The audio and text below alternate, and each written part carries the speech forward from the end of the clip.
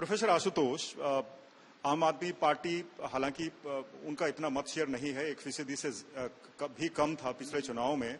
आपको लगता है कि जिस तरह से अरविंद केजरीवाल ने अब इस्तीफा दे दिया है, वो बाहर आ गए हैं जेल से और हरियाणा पे ज्यादा फोकस करेंगे, इमोशनल कार्ड खेलेंगे, वो किसी न किसी तरह कांग्रेस को डेंट करेगा?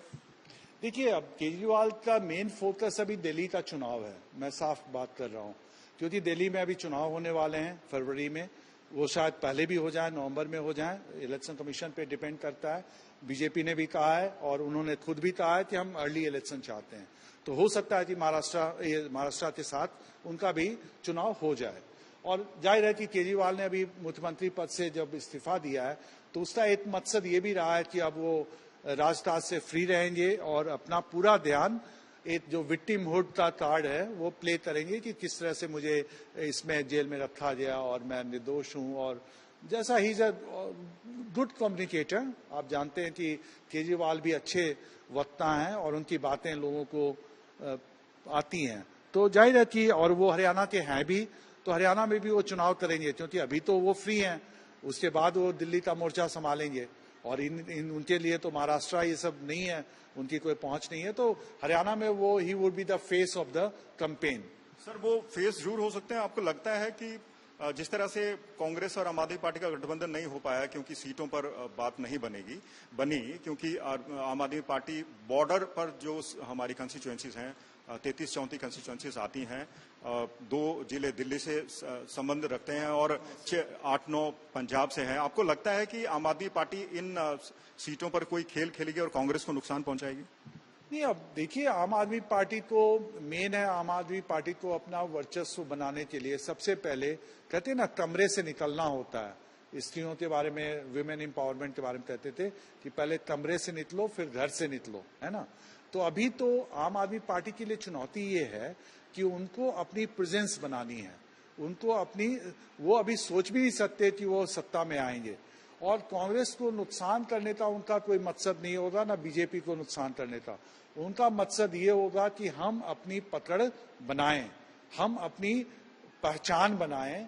और इसलिए उन्होंने 90 सीटों पे अपने उम्मीदवार खड़े किए। उनको भी पता है कि 90 में से बहुत सारी सीटों पे शायद, अब ऐसे मैं नहीं कह सकता, पर पिछले चुनावों को देखते हुए जमानत जब्त होती रही है, तो ये भी चीज है। तो इसका मतलब क्या है, अगर वो सिलेक्टिव जाते कि भाई जहां जहां, जैसा आप कह रहे हैं कि जिन जिन कॉन्स्टिट्यूएंसी में उनको लगता कि कास्ट हिंदूज हैं, अर्बन पॉपुलेशन है, और जहां उनको लगता कि केजरीवाल जी इफेक्टिव साबित होंगे, क्योंकि उनकी लोकल लीडरशिप तो आ नहीं पाई, है ना।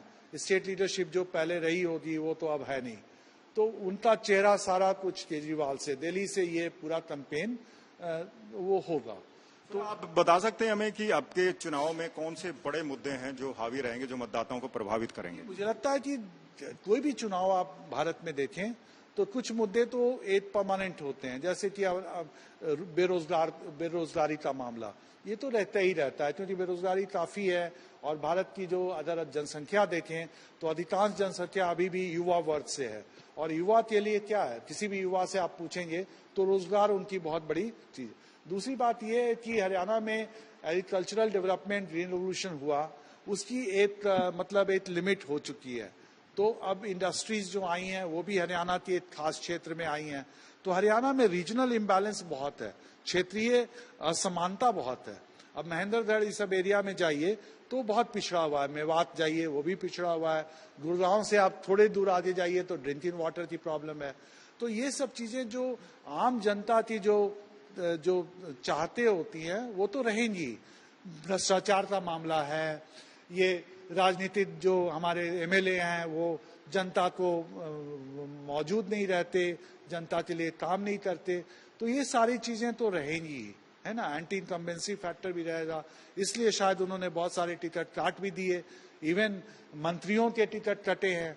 तो एक तरह से हर एक पार्टी कोशिश कर रही है कि वो जो मुद्दे उनको सूट करते हैं उसको बढ़ाए। जैसे बीजेपी जो है वो नेशनलिस्ट इशू पे, राष्ट्रीय मुद्दों पे बात करेगी, है ना। प्रधानमंत्री की लोकप्रियता को भुनाना चाहेगी, उसका फायदा उठाना चाहेगी। उनके जो रिसोर्सेज हैं, जो नेशनल लीडर्स हैं, क्योंकि दिल्ली बिल्कुल पास है, तो उनकी सारी कैबिनेट जो है वहां पे आएगी, जो भी इस एरिया के हैं। है ना, और उनके पास भी पावरफुल लीडर हैं, राव बीरेंद्र सिंह, ये सब की उनकी अपनी एक लीजेसी रही है। तो इधर कांग्रेस भी अपना पूरा जोर लगा रही है, क्योंकि कांग्रेस के लिए भी चुनाव बहुत इंपॉर्टेंट है, क्योंकि एक भी चुनाव जीतते हैं वो, क्योंकि पिछला उनका सेटबैक बहुत बुरा हुआ। उन्होंने कहा कि हम छत्तीसगढ़ जीतेंगे, हम ये मध्य प्रदेश तो जीत ही रहे हैं। कमलनाथ जी ने तो यहां तक कह दिया कि राहुल गांधी तो आने की, कोई आना चाहे तो आए। मैंने खुद सुना है, मैं ऐसे नहीं बात कर रहा, अगर ना भी आए तो चलेगा, है ना। और क्या हो गया आपने देखा, राजस्थान में कह रहे थे क्लोज होगा, तो चलिए राजस्थान में तो गहलोत साहब बचा रहे। तो चुनाव में कुछ भी उलट पुलट हो सकता है ना। आज कांग्रेस और भारतीय जनता पार्टी अपने अपने चुनावी घोषणा पत्र जारी कर रहे हैं, और कांग्रेस की तरफ से एक बार फिर से लोक लुभावन वायदे किए जाएंगे, जैसा कि पार्टी से जुड़े सूत्र बता रहे कि फ्री सिलेंडर मिलेगा, महिलाओं को इतना पैसा मिलेगा, इतनी नौकरियां देंगे। कैसे देखते हैं? है ना, ये डायरेक्ट ट्रांसफर ऑफ रिसोर्सेज है। ये अलग तरह की वेलफेयर पॉलिटिक्स चल रही है आज तक, जो पर्सन सेंटर्ड, मैं नाम नहीं लेना चाहता, जो किसी व्यक्ति से, किसी नेता से, किसी दल से जुड़ी होती है ना। अब मेरी गारंटी है तो मैं ये करूंगा, केजरीवाल गारंटी देते हैं, मोदी जी गारंटी देते हैं, सभी लोग गारंटी देते हैं, अब कांग्रेस भी गारंटी दे रही है। तो जनता ये सब समझती है। चुनाव देखिए, भारत अब कोई पुराना, ये नया लोकतंत्र नहीं रहा। 75 साल पुराना लोकतंत्र है, 76 साल, और कितने लोकतंत्र हैं जो 76 साल तक लोकतंत्र बने रहे हैं, डेमोक्रेसी बनी रही है। India is an old democracy, और हमारा चुनाव का इतिहास है।